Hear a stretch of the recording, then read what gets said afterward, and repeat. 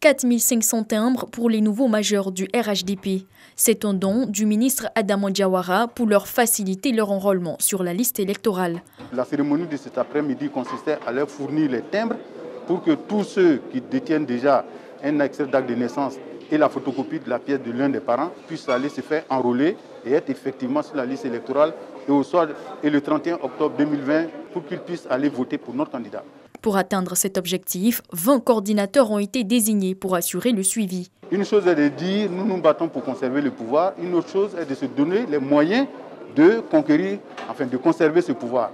Et en l'occurrence, il s'agit de faire en sorte que tous nos militants, tous nos sympathisants et tous les indécis que nous pouvons attirer au RHDP puissent s'inscrire effectivement sur la liste électorale et aillent voter le jour de l'élection et voter bien. Les cadres du RHDP, notamment le directeur exécutif adjoint chargé de la jeunesse présent à cette cérémonie de remise symbolique, ont salué ce don du ministre Adama Diawara pour une victoire du candidat Amadou Gon Coulibaly à la présidentielle d'octobre 2020.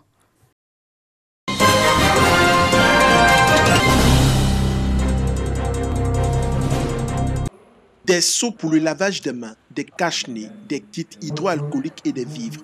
C'est la composition de l'ensemble des dons sanitaires et alimentaires remis aux populations des 4 campements ainsi qu'à la royauté d'Inzima Kotoko, dont dépend le village de Modeste. Ce don s'inscrit dans l'élan de solidarité manifesté à l'endroit des populations vulnérables en raison de la maladie à coronavirus. Pour ma population, je leur dis de laver les mains, de respecter tout ce que le gouvernement dit actuellement et toutes les consignes que le gouvernement a dit de respecter. Si vous respectez, Modeste sera épargné de coronavirus. En Côte d'Ivoire, depuis le déclenchement de la crise sanitaire, les nombres de cas de personnes contaminées n'ont sans cesse augmenté. Une situation qui appelle au renforcement des actions de sensibilisation. C'est à juste titre que l'Union des planteurs et propriétaires terriens du village de Modeste a initié, en plus des dons, une campagne de sensibilisation de proximité sur les mesures barrières. Pour l'eau savonneuse dans tous les parties possibles des mains. Mais quand on sort de la maison, ça devient obligatoire. Un message que semble avoir perçu les populations. Pour le sous-préfet de Grand Bassam, l'objectif de cette action de portée sociale est de soulager les populations des zones rurales impactées par les effets de la crise sanitaire. Donc il faut redoubler de vigilance et je pense qu'il était de bon aloi qu'ils viennent expliquer cela à leur famille, à domicile. Pour la petite histoire, Modeste, village situé sur la route de Bassam, vient du nom du propriétaire foncier des cocoteraies de cet endroit, l'exploitant forestier, le français d'origine martiniquaise, Charles Modeste.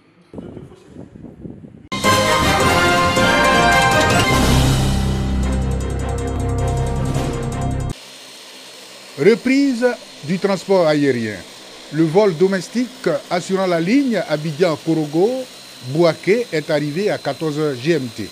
Le ministre des Transports à l'accueil des passagers du premier vol domestique en provenance de Korogo.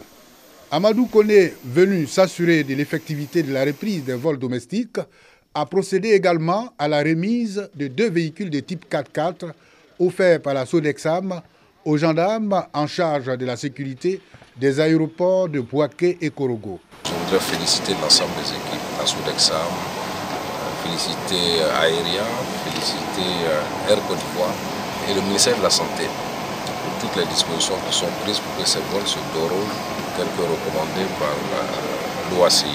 Rassurer nos compatriotes pour dire que les dispositions sont prises pour recevoir les vols internationaux pour faire partir à destination de l'international des vols à partir d'Abidjan.